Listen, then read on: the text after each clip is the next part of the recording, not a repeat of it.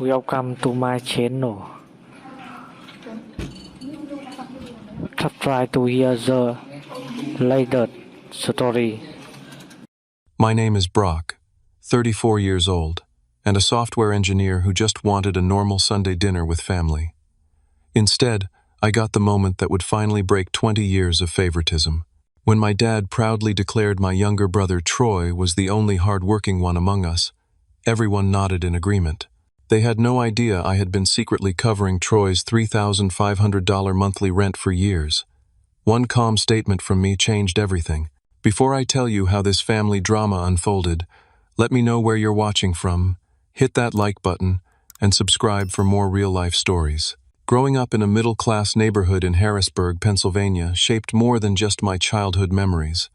It created the foundation for a family dynamic that would take decades to finally confront. Our modest two-story house on Maple Street was comfortable but never flashy.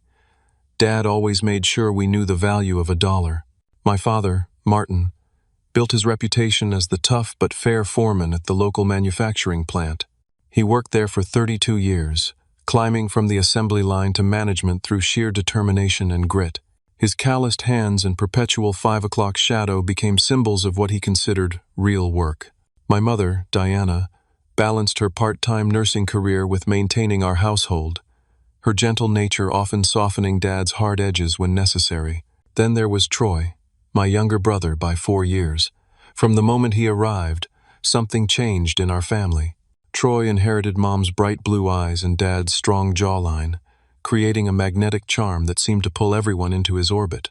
Athletic, outgoing, and effortlessly popular, Troy became the golden child without even trying. I was different. Quieter, more analytical, preferring books and computers to football games and parties.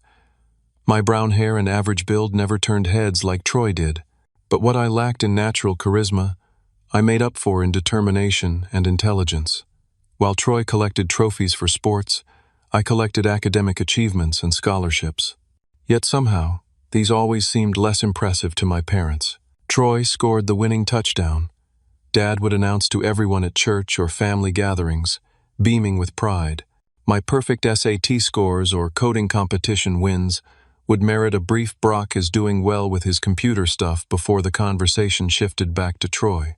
This pattern continued through high school and beyond. I worked tirelessly, graduating top of my class and earning a full scholarship to Carnegie Mellon for computer science. The day of my high school graduation, my parents hosted a backyard barbecue. As relatives congratulated me, Dad pulled everyone's attention to Troy's baseball team making regionals. My achievement became background noise. College wasn't much different. I called home weekly, sharing news about challenging projects or internship offers. Mom would listen politely before asking, "Have you heard from Troy? He hasn't called in weeks."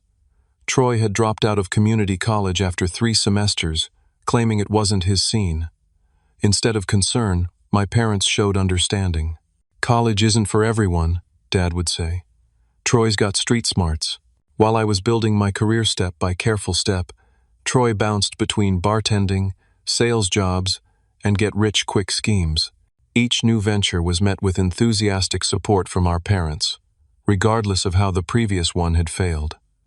"This is the one that will showcase his talents," Mom would insist. Meanwhile, my promotion to senior software engineer at a leading tech company received a distracted, "That's nice, honey." The pattern was crystal clear. Troy could do no wrong, and my achievements would never quite measure up. Not in their eyes. But despite this imbalance, family loyalty ran deep in me. When Troy called 3 years ago, voice uncharacteristically shaky, explaining he'd been evicted from his apartment, I didn't hesitate to help. "Just until I get back on my feet," he promised. "This new sales job is going to be huge." I paid his security deposit and first month's rent on a luxury apartment in Pittsburgh that cost $3,500 monthly. What started as temporary assistance evolved into a standing arrangement. Every month, I transferred the money without complaint, telling myself it was temporary. Troy always had a reason why this month was tight, but next month would be different. It never was. Why did I keep paying? That question haunted me during many sleepless nights. Perhaps I wanted to prove I could succeed enough to carry both of us. Maybe I hoped my parents would finally see my worth if they knew how much I was supporting their favorite son.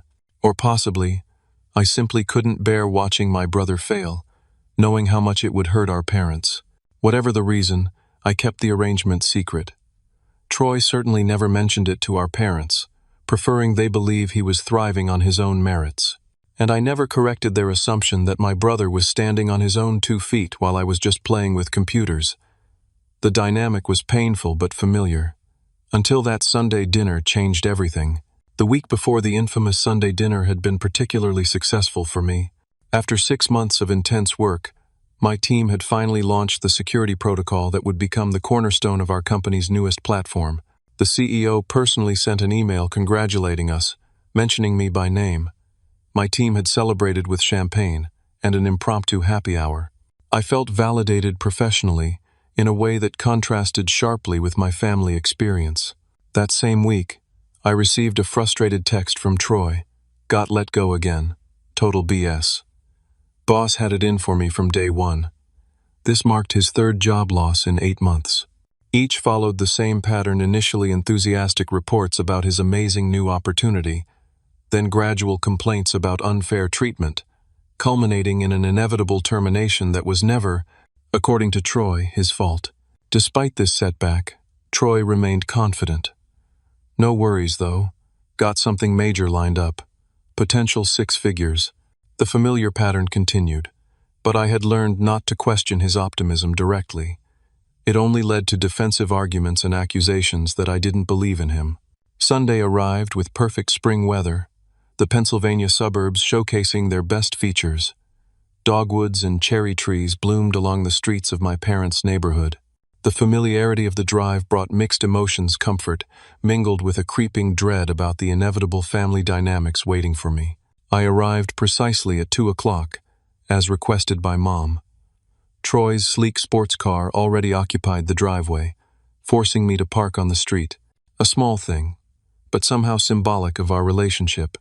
As I walked up the path, I noticed Troy had recently upgraded from his previous Audi to an even more expensive BMW. Curious, considering his recent unemployment. Mom greeted me with her usual warm hug and cheek kiss. Brock, we were wondering when you'd get here. Troy's been entertaining us with stories for half an hour already. Dad offered his standard firm handshake from his recliner. Son, how's the computer business? He never remembered the specifics of my job, despite my repeated explanations. Troy lounged on the couch, designer sunglasses pushed up on his head, showcasing what appeared to be a new Rolex watch. He raised his beer in greeting. The coding genius arrives. How's life in the digital mines? I noticed the watch immediately. Nice timepiece. Recent acquisition? Troy grinned, extending his wrist for a better view. Like it? Bonus from the last gig. They might have let me go, but they paid out my commission first. The explanation made little sense. Companies rarely give expensive watches as severance to employees they're firing, but no one questioned it. Mom simply smiled proudly while Dad nodded in approval. Smart negotiating, son, Dad said to Troy. Always get what you're owed. The conversation shifted to neighborhood gossip as Mom bustled around, putting final touches on dinner. Mrs. Lawson's garden was winning awards again. The Petersons were adding a swimming pool. The church was organizing another fundraiser.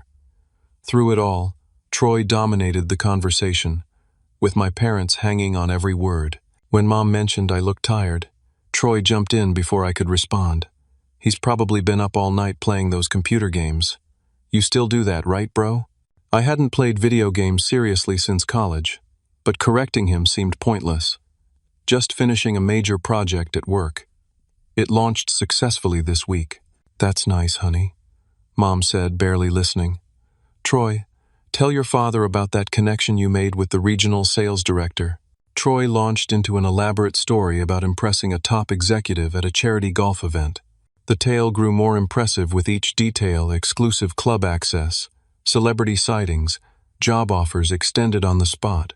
I recognized his pattern of embellishment, but kept quiet, sipping my iced tea and nodding at appropriate intervals. The peaceful facade cracked briefly when Troy's phone rang. He glanced at it, frowned, and silenced the call. "Everything okay?" I asked. "Just my landlord," Troy said dismissively. "Some mix-up with the rent. I'll sort it out tomorrow." The phone rang again almost immediately. Troy excused himself to take the call in the kitchen, his voice a harsh whisper. I caught fragments. "I told you the money's coming. Just a few more days. Always been good for it before."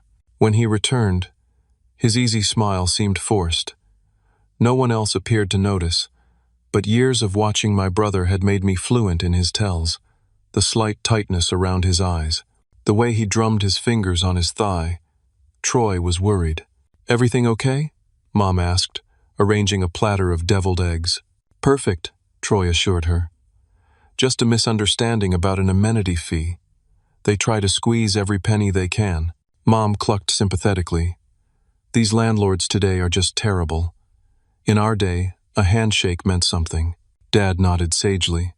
"That's why owning is always better than renting. You should think about buying a place, Troy." The irony of this financial advice to someone who couldn't pay his own rent wasn't lost on me, but I maintained my silence. Years of experience had taught me that challenging the family narrative only cast me as the villain.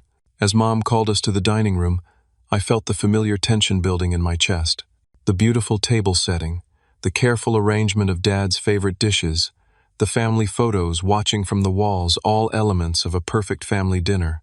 Yet beneath the surface, currents of resentment, favoritism, and unspoken truths threatened to pull me under. I took a deep breath and pasted on a smile, not knowing that within the hour, the careful facade we'd all maintained for decades would finally shatter. The Sunday dinner table had looked the same for as long as I could remember. Mom's prized china, used only for special occasions and Sunday gatherings. The embroidered tablecloth she'd received as a wedding gift. Crystal water glasses that caught the afternoon light from the bay window. Everything meticulously arranged, creating the image of the perfect family meal. We took our usual seats, Dad at the head of the table, Mom to his right, Troy across from her, and me at the opposite end from Dad.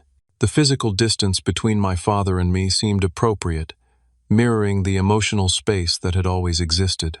Mom had outdone herself with the meal: pot roast with carrots and potatoes, homemade rolls, green bean casserole, and a garden salad with vegetables from her backyard garden. The familiar aromas transported me back to childhood Sundays, when family tensions seemed simpler, less calcified. "Looks amazing, Mom," I said, genuinely appreciative of her efforts. "Diana, you've outdone yourself again," Dad agreed, surveying the spread with satisfaction. Troy immediately launched into a story about a celebrity chef he'd supposedly met at a networking event last month. He said my palate was refined enough to be a food critic. Offered me a job at his restaurant on the spot, but I told him sales is where the real money is. Dad nodded approvingly as he carved the roast. "Smart move. Those restaurant jobs are all show, no substance. You need a real career with growth potential." The irony of this statement, given Troy's job-hopping history, made me grip my water glass tighter, but I maintained my neutral expression. This was familiar territory, navigating the alternate reality where Troy's choices were always wise and forward-thinking, regardless of evidence to the contrary. As we began passing dishes around the table, Dad steered the conversation toward his favorite topic: the declining work ethic of today's generation. "These new hires at the plant, they want everything handed to them," he complained, spooning gravy over his potatoes. "No concept of paying dues or working your way up.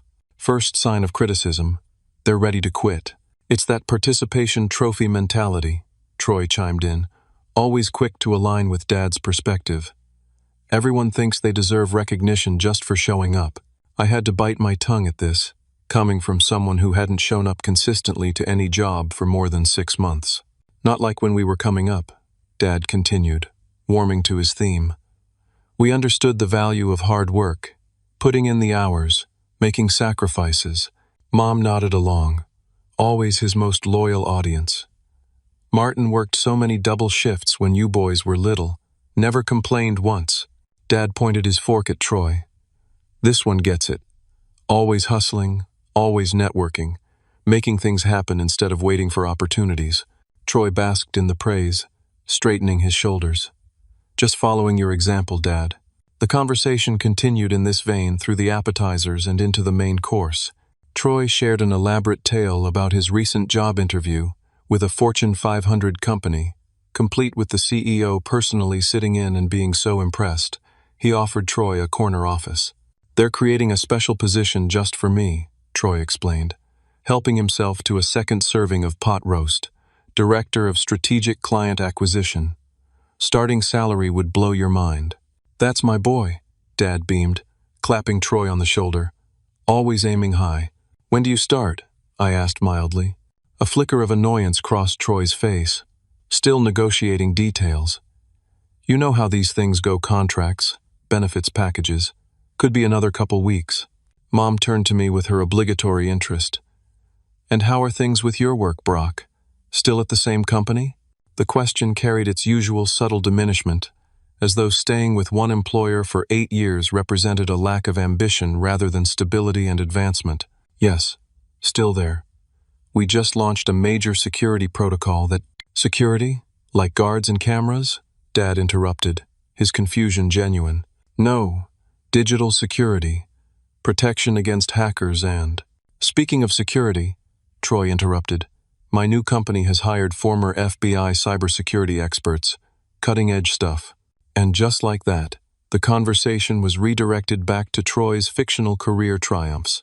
I fell silent, pushing food around my plate and wondering, not for the first time, why I continued to subject myself to these dinners. Dad's voice cut through my thoughts. The problem with most young people today is they think clicking a mouse is actual work. He gestured with his knife, for emphasis. They don't understand real labor, the kind that leaves your muscles aching at the end of the day. Troy nodded vigorously. Exactly. There's no substitute for getting your hands dirty, making real connections with clients face to face. Dad looked around the table, his expression growing more animated. You know, I was just saying to Bill Thompson yesterday, Troy's the only one who works hard around here. He understands what it takes to make something of himself. The table fell silent for a beat. Then Mom and Troy both nodded, with Troy offering a modest shrug as if to say the praise was excessive but not unwarranted. The casual dismissal of my entire career, my years of education, long hours, promotions, and genuine achievements hung in the air. Something shifted inside me. A lifetime of swallowed responses and suppressed frustrations crystallized into a moment of perfect clarity. My pulse remained steady, my breathing calm. This wasn't a hot flash of anger, but a cool revelation.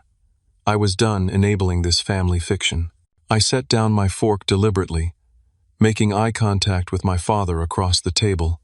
If Troy works so hard, then I suppose he won't need the $3,500 I transfer to his account every month to cover his rent. For the past 3 years, the words emerged calmly, almost conversationally. Their effect, however, was immediate and dramatic. Troy, who had been mid-sip of his wine, choked and sputtered, red liquid dribbling down his chin onto his pristine white shirt. Mom's eyes widened in shock. "Troy?" she whispered, the single word carrying decades of maternal concern and confusion. Dad froze, fork suspended halfway to his mouth, his expression cycling rapidly through disbelief, confusion, and the first stirrings of anger. The perfect Sunday dinner tableau shattered in an instant, replaced by a tableau of family secrets exposed to unforgiving light. For 3 heartbeats, the dining room remained suspended in perfect silence. The only sound was the faint ticking of the grandfather clock in the hallway, marking the seconds between the old family dynamic and whatever would emerge from this revelation. Troy recovered first, wiping wine from his chin with a cloth napkin. "Brock is exaggerating," he said with a forced laugh. "He helped me out once or twice when things were tight. Making it sound like a regular thing is pretty dramatic, bro."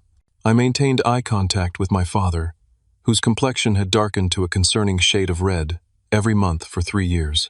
The 5th of each month, $3,500, transferred directly to your account, including this month, 5 days ago. "What exactly are you saying?" Dad demanded, his voice dangerously quiet. Troy jumped in before I could respond. "It's a temporary arrangement, just until my new position starts. Brock offered to help. I have the bank records on my phone, I said, still eerily calm. Every transfer, every month. I can show you right now. That won't be necessary, Mom interjected, hands fluttering nervously over the table settings. I'm sure there's a simple explanation. Troy, honey. There is no explanation, Troy snapped, his charming facade cracking. Brock is trying to embarrass me in front of you guys because he's always been jealous of our relationship. Dad slammed his hand on the table, making the china jump. Enough. I want answers, not accusations. Troy, is what your brother's saying true? Troy's expression cycled rapidly through several emotions: indignation, calculation, and finally a version of contrition that I recognized as completely manufactured. Dad, you know how tough the job market has been. I've had some temporary setbacks, and Brock offered to help until I got back on my feet. It's what brothers do. 3 years isn't temporary, I said quietly. And you live in a luxury apartment with a doorman and rooftop pool. There are more affordable options if you're struggling financially. Mom's eyes filled with tears. Troy, why didn't you tell us you were having problems? We could have helped. Because I wasn't having problems. Troy's voice rose. I was between opportunities. Brock makes it sound like I'm some kind of freeloader. Tell them about your fancy software job, Brock. Tell them about your stock options and bonuses while you're throwing me under the bus. Dad turned to me, confusion evident in his expression. You can afford to just give away that kind of money every month? The question revealed so much about how little my father understood my life or career. Yes, Dad, I can. My computer job pays very well. I'm a senior software engineer specializing in cybersecurity protocols. Companies pay a premium for that expertise. And apparently so does Troy, I continued, turning to my brother. What about the Rolex, the new BMW outside? If you can't afford rent, where is the money coming from for luxury watches and cars? Troy's face flushed with anger. That's none of your business. It is if you're using the money I give you for essentials to buy status symbols, I replied. Dad's expression darkened further. Are you saying you've been lying to us, Troy? About your jobs, your finances, everything? Troy stood abruptly, his chair scraping loudly against the hardwood floor. I'm not going to sit here and be interrogated. Brock dumps this on everyone at dinner because he's always resented me. Always been the jealous brother who couldn't stand that you and Mom are proud of me. I pulled out my phone, opened my banking app, and slid it across the table. Here's the evidence. Every transfer, every month. I'm not doing this to hurt anyone. I'm doing it because I'm tired of the fiction that I don't work hard while Troy does. Dad picked up the phone with obvious reluctance, scrolling through the long list of identical transactions. His expression grew more troubled with each flick of his thumb. Mom leaned over to look, her hand covering her mouth in shock. Troy, she whispered. All this time? Troy paced the dining room, running his hands through his hair. Fine. Yes, Brock has been helping with rent. So what? I've had some setbacks. The economy's been brutal. My skill set is specialized. Your skill set, I said quietly, is charming people until they see through you. It worked on our parents for 30 years. It worked on me for 3. But I'm done. Troy whirled to face me. What's that supposed to mean? It means no more money, I stated firmly. Starting now, you need to stand on your own feet or downsize to something you can actually afford. The panic that flashed across Troy's face was genuine. You can't just cut me off. My lease, my obligations, are not my responsibility, I finished for him. Never were. Troy turned to our parents, his expression morphing into one I recognized from childhood, the look that had gotten him out of countless punishments and responsibilities. Mom, Dad, you see what he's doing, right? Ambushing everyone, making me look bad. Dad raised his hand, silencing Troy mid-sentence. His expression had shifted from anger to a profound weariness. Stop. Just stop. He looked between us, seeming suddenly older than his 65 years. All this time, we thought. You thought what you wanted to think, I said gently. That Troy was successful because of his personality and charm. That my career was somehow less valuable because it involves technology you don't understand. Mom dabbed at her eyes with a napkin. But why didn't you tell us you were helping him, Brock? Why keep it secret? Because Troy asked me to, I replied simply, and because I knew how it would make him look. Despite everything, he's still my brother. Troy snorted derisively. Some brother, throwing me to the wolves the minute it becomes inconvenient. 3 years isn't the minute, I countered, and $3,500 a month isn't pocket change. The calculation was visible on everyone's face, over $120,000 over 3 years. The room fell silent again as the magnitude sank in. Troy snatched his keys from the side table. I don't need this, or any of you. He stormed toward the front door, pausing only to deliver a final verbal jab. Enjoy your little moment of superiority, Brock. It's clearly what you've always wanted. The door slammed with enough force to rattle the family photos on the wall. Through the dining room window, I watched Troy peel out of the driveway in his BMW, leaving behind only the lingering scent of his cologne and the shattered remains of our family's Sunday dinner. The house felt unnaturally quiet after Troy's dramatic exit. The pot roast grew cold on the table, the perfect family dinner abandoned. Mom stared at the empty doorway as though expecting Troy to return, apologetic and reasonable. Dad sat heavily in his chair, looking deflated. I remained in my seat, experiencing a strange mixture of relief and regret. The truth was finally out, but at what cost? The silence stretched uncomfortably until Dad cleared his throat. You should have told us. His voice carried accusation rather than gratitude. Keeping something like this secret. It wasn't right. The criticism stung, though it wasn't unexpected. Even now, with evidence of Troy's deception spread across my phone screen, I was somehow in the wrong.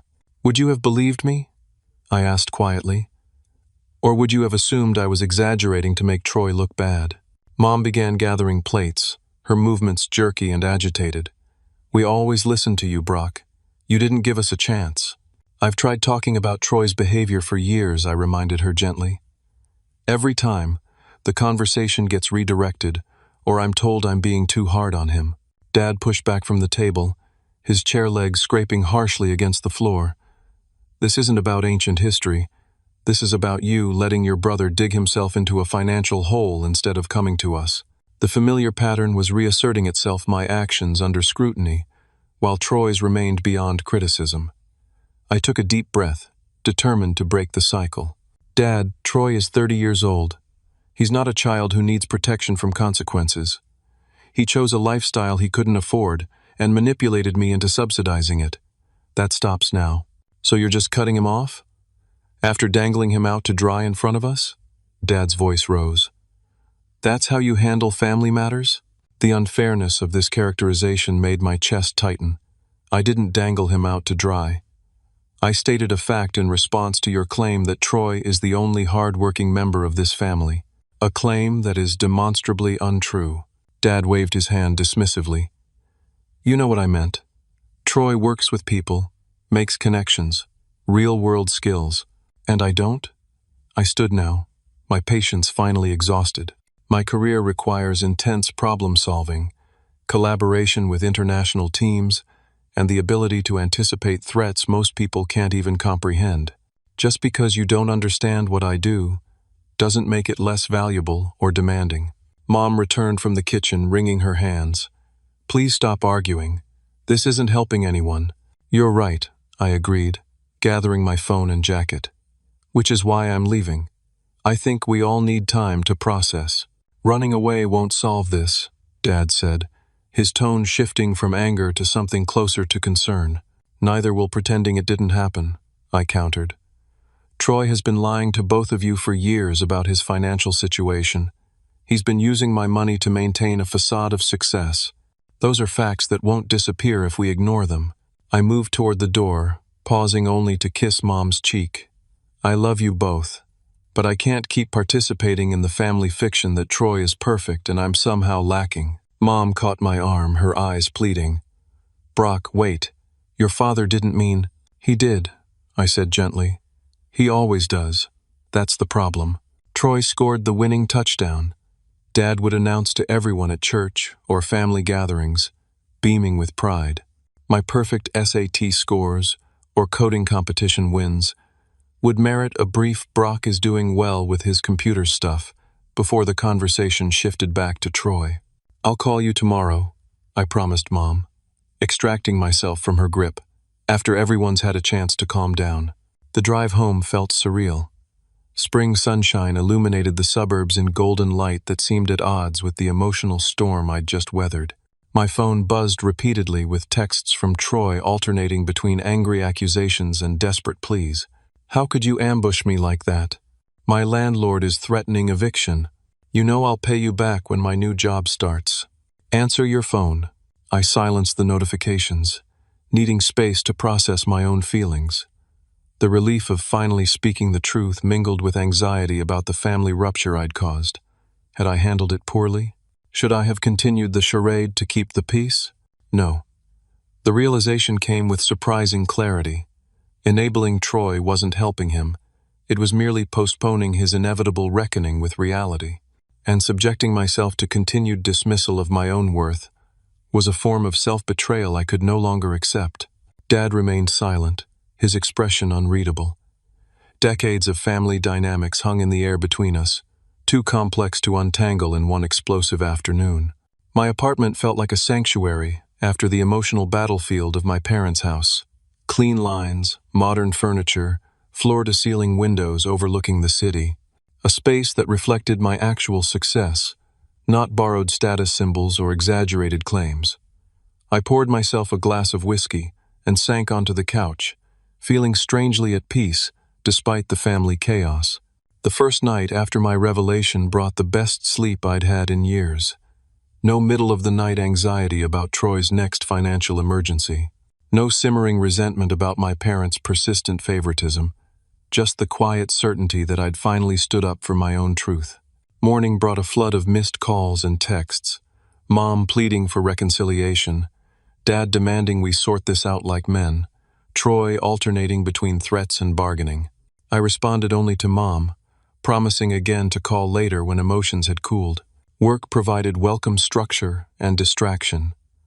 Amid the flood of Monday meetings and development challenges, I could almost forget the family drama until Troy appeared unannounced at my office lobby at lunchtime. Security called up, and I reluctantly agreed to meet him in the building's cafe. He looked disheveled, his usual polished appearance fraying at the edges. The designer clothes couldn't hide the dark circles under his eyes, or the anxious tapping of his fingers against the table.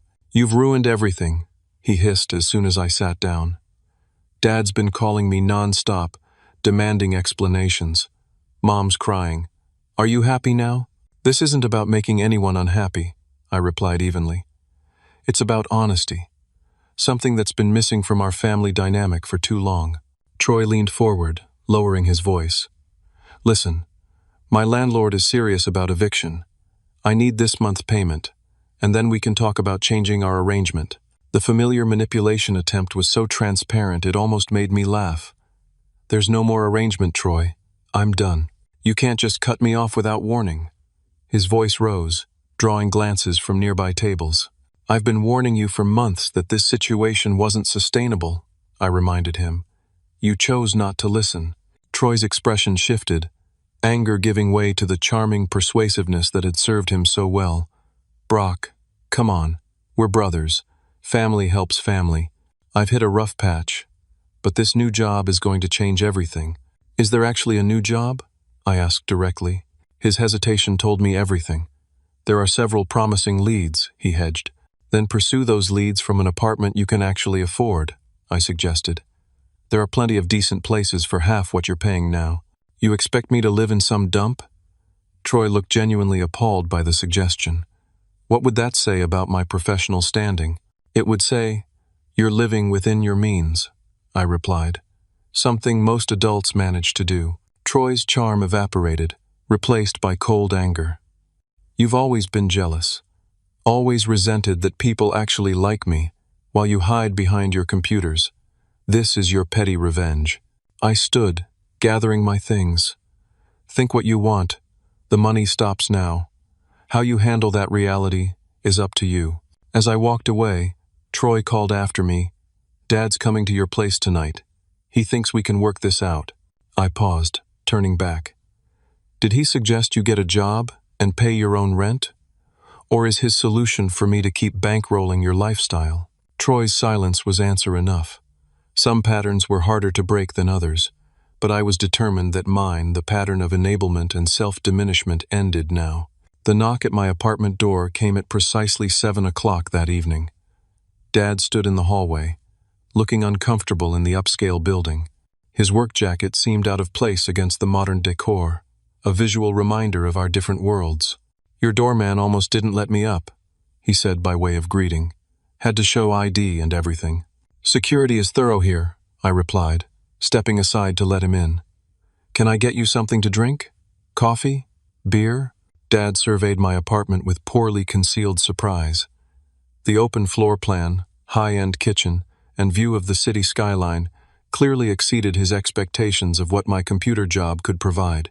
"Beer, if you have it," he finally answered, settling awkwardly on the edge of my leather sofa. I brought 2 bottles from the refrigerator, using the moment to gather my thoughts. This conversation had been 30 years in the making, and I was determined to remain calm but firm. "Nice place," Dad acknowledged, taking a long sip of his beer. "Must cost a fortune." "I can afford it," I said simply. "My career has been good to me." An uncomfortable silence stretched between us. Dad cleared his throat. "Your mother's upset, crying all day." The implied accusation was clear. I had caused this family disruption. "I'm sorry she's hurting," I replied genuinely. "That wasn't my intention." "What exactly was your intention, Brock?" Dad set his beer down with more force than necessary. "Humiliating your brother in front of the family? Making yourself look like the responsible one?" The familiar dynamic threatened to reassert itself.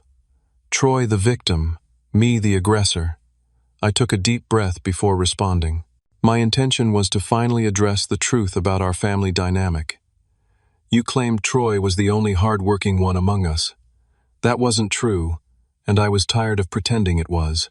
Dad shifted uncomfortably. "It was just a comment, not some grand statement about your worth." "It wasn't just a comment," I countered. "It was the culmination of a lifetime of similar comments. Troy's achievements celebrated while mine are minimized or ignored." "That's not fair," Dad protested, though with less conviction than I expected. "We've always supported both of you." "Have you?" I asked quietly. "When's the last time you asked about my work, not just how's the computer job, but actually tried to understand what I do or what I've accomplished?" Dad opened his mouth to respond, then closed it again, realization dawning in his eyes. "Meanwhile," I continued, "Troy's every job interview and networking event is treated like breaking news. Even his failures are reframed as someone else's fault or a strategic career move." Dad stared into his beer bottle, avoiding my gaze. "We've been harder on you because you've always been the capable one. You didn't need the extra encouragement." The admission stunned me momentarily. So I was punished for being responsible, while Troy was rewarded for struggling? "Not punished," Dad objected. "Just. We knew you'd be fine no matter what. Troy needed more support. And look where that's gotten him," I said, gesturing toward the window.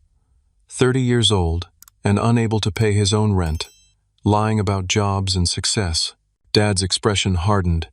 "He's going through a rough patch. It happens. It's not a patch if it's his permanent state," I pointed out. "And continuing to protect him from consequences isn't helping him grow up." "So your solution is to cut him off completely?" Dad challenged. "Leave him homeless?"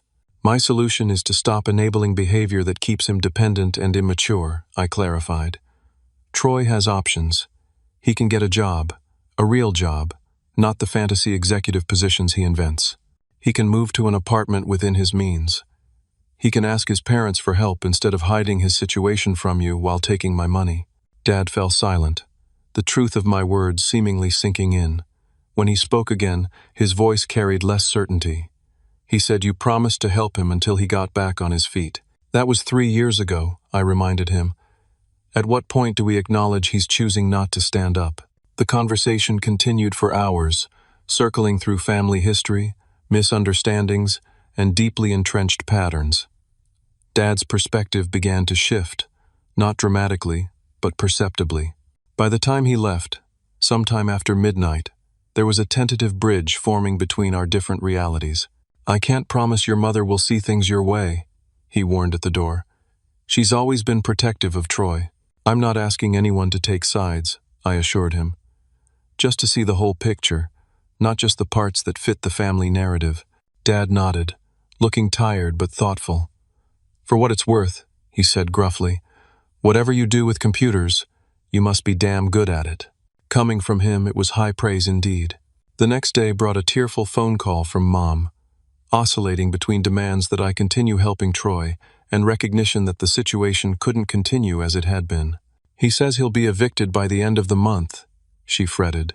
He has nowhere to go. He can move back home temporarily, I suggested, or find a roommate situation. There are options that don't involve me paying for a luxury apartment he can't afford. But he says this new job— Mom, I interrupted gently. Has Troy ever followed through on these promised job opportunities? Her silence spoke volumes. He just needs more time, she finally said, but her tone lacked conviction. What he needs is to face reality, I countered. Something we've all been protecting him from for too long. By midweek, Troy's landlord had somehow obtained my phone number, calling to inquire about the family emergency that had delayed payment.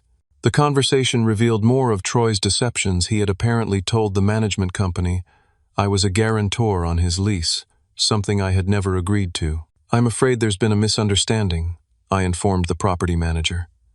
I've helped my brother with rent in the past, but I'm not legally responsible for his lease obligations. That's not what Mr. Harris indicated, the manager replied, confusion evident in his tone. He said you were handling all financial matters while he focused on his executive position. The fiction Troy had constructed was both impressive and disturbing in its elaborateness. I'm sorry you were misled, I said firmly. But any arrangements between my brother and myself were informal and have now concluded. After several similar calls from creditors Troy had apparently directed to me, I agreed to meet with him one final time. We arranged to meet at a coffee shop near my office, neutral territory for what promised to be a difficult conversation. Troy arrived looking more disheveled than I'd ever seen him. The designer clothes remained, but they appeared slept in. His usual meticulous grooming had given way to stubble and unkempt hair. You've destroyed my life, he opened, sliding into the chair across from me. Happy now? Your life isn't destroyed, I replied calmly. It's just no longer artificially supported. There's a difference. Troy leaned forward, his voice low and urgent. My landlord's giving me until the end of the week. My car payment is overdue. My credit cards are maxed out. What am I supposed to do? Get a job, I suggested. Any job, even if it's not the executive fantasy you've been selling everyone. Live somewhere you can actually afford. Create a budget and stick to it. Basic adult responsibilities, Troy. His expression cycled through anger, disbelief, and finally, a calculated vulnerability. I need help, Brock. I'm asking my brother for help. I'm willing to help, I clarified, just not financially. I can connect you with recruiters who might find you appropriate positions. I can help you create a realistic budget. I can even help you look for affordable housing. Troy's facade cracked entirely. I don't need your patronizing guidance. I need money to keep my life from imploding while I sort things out. That's exactly what you've been saying for 3 years, I reminded him. Nothing changes because there's no incentive to change. As long as me, our parents, whoever cushions you from consequences, you'll keep making the same choices. Troy stood abruptly, nearly toppling his untouched coffee.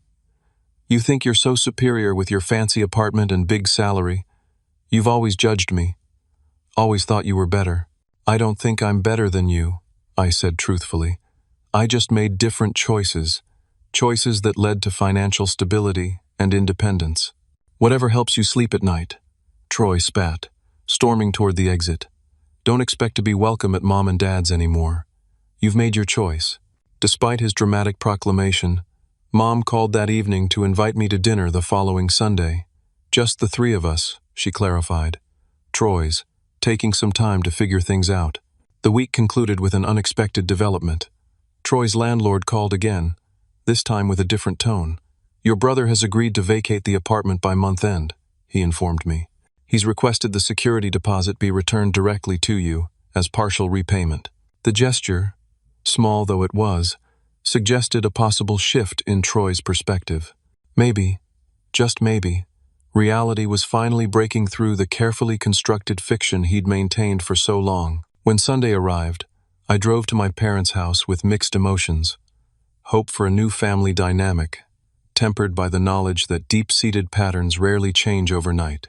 Dad greeted me with an awkward shoulder pat that, from him, was practically a bear hug. Mom hugged me tightly, her eyes red-rimmed but dry. The dining table, set for 3 instead of the usual 4, symbolized both absence and possibility. As we settled into our seats, Dad cleared his throat uncomfortably. "Your brother's found a studio apartment across town," he announced. "Starting a job at Wilson's Hardware next week. Nothing fancy, but it's a start." The simple statement carried layers of meaning: acknowledgement of Troy's actual situation, recognition that modest beginnings were valid, maybe even a subtle validation of my stance. "That's good to hear," I replied, accepting the bowl of mashed potatoes Mom passed my way. A fresh start might be exactly what he needs. The conversation that followed wasn't easy. Years of family dynamics don't transform in a single week. But for the first time in memory, we spoke honestly about expectations, favoritism, and the complicated love that had simultaneously supported and hindered both Troy and me in different ways. It wasn't resolution that would take much longer, but it was a beginning, a family dinner built on truth rather than comfortable fiction. And for now, that was enough. 6 months can change more than just seasons. As summer faded into autumn, then winter, the transformation in my family dynamic proved both more profound and more nuanced than I could have anticipated that fateful Sunday. The most visible change was in Troy. His new studio apartment, modest but clean, represented more than just downsized living space.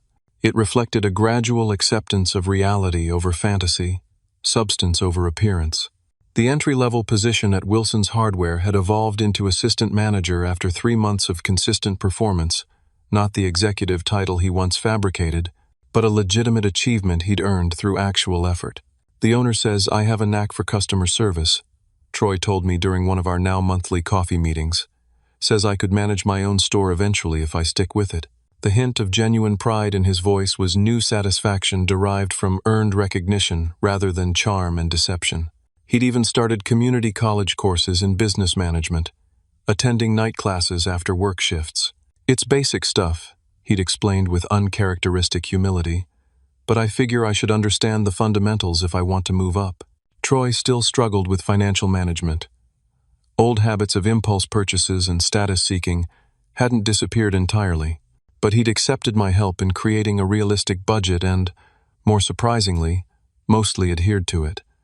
The designer clothes gradually gave way to more practical options. The luxury car was sold and replaced with a used but reliable sedan. "Less impressive at stoplights," he'd joked, "but it doesn't give me a panic attack when the payment comes due." Our relationship remained complicated brothers, navigating a new terrain after decades of established patterns.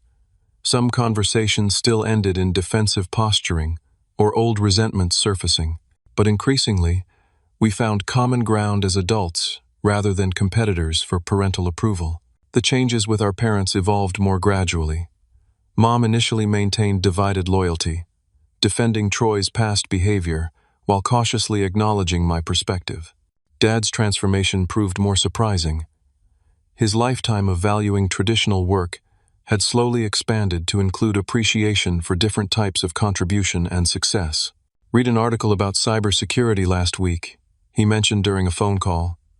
"Made me think of your work. Pretty complex stuff."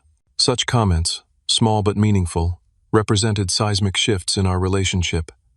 After decades of dismissing my career as playing with computers, Dad had begun making genuine efforts to understand my world. The real test came 6 months after the confrontation when Mom organized another Sunday dinner, this time with all 4 of us present. I arrived with the familiar mixture of hope and anxiety, unsure whether old patterns would reassert themselves in the traditional family setting. Troy arrived shortly after me, carrying a homemade apple pie. "Manager taught me the recipe," he explained somewhat self-consciously. "Thought Mom might like it." The gesture's genuine simplicity, bringing something he'd actually made rather than an expensive store-bought item he couldn't afford, struck me as profound progress. Dinner began awkwardly, everyone hyper-aware of avoiding topics that might trigger old dynamics. But gradually, the conversation found a more authentic rhythm. Mom shared news about her garden club. Dad discussed retirement possibilities. Troy talked about his courses and work challenges without embellishment or grandiose claims. When my turn came, I shared details about a new security protocol I was developing. To my surprise, everyone listened with genuine interest.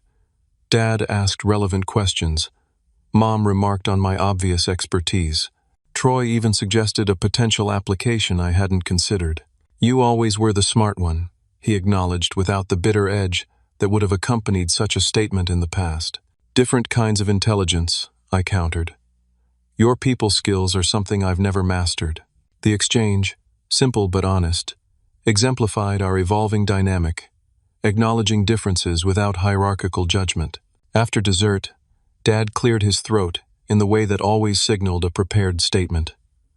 "I've been doing some thinking these past months," he began, uncharacteristically hesitant, "about how I've treated you boys differently over the years." The room grew quiet, the only sound the ticking of Mom's kitchen clock. "I always figured Brock would be fine without much fanfare," Dad continued. "He was always so capable, so self-sufficient, and Troy seemed to need more encouragement, more support." He looked between us, his weathered face solemn. "I didn't realize I was teaching one son that his achievements didn't merit recognition, and the other that he didn't need to earn it. Neither of those was right."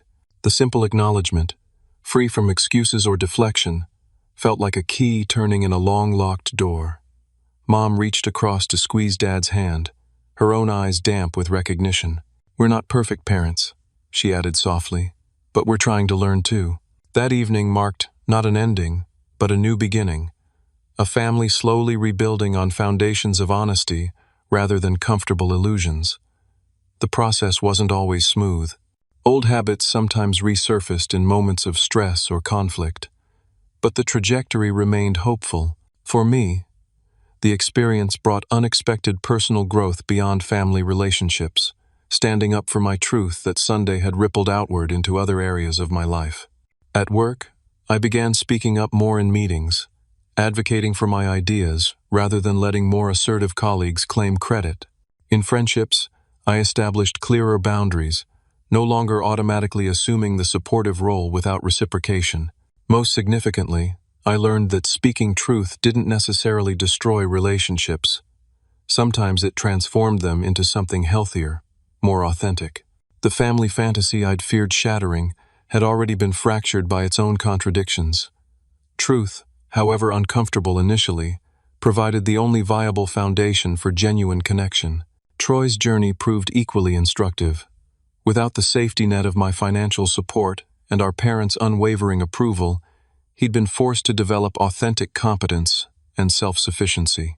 The process was painful but ultimately more rewarding than the hollow validation he'd previously chased. "I sleep better," he confessed during one of our conversations. "Even though I have less, I worry less." Weird, right? Not weird at all.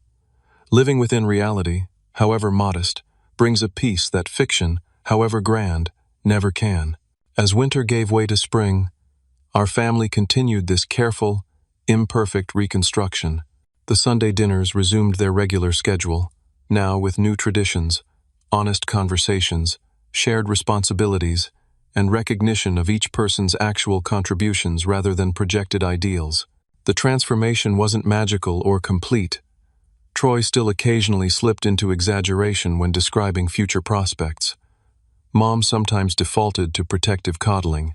Dad's understanding of my career remained limited by his frame of reference, and I still battled the ingrained tendency to minimize my own needs and achievements.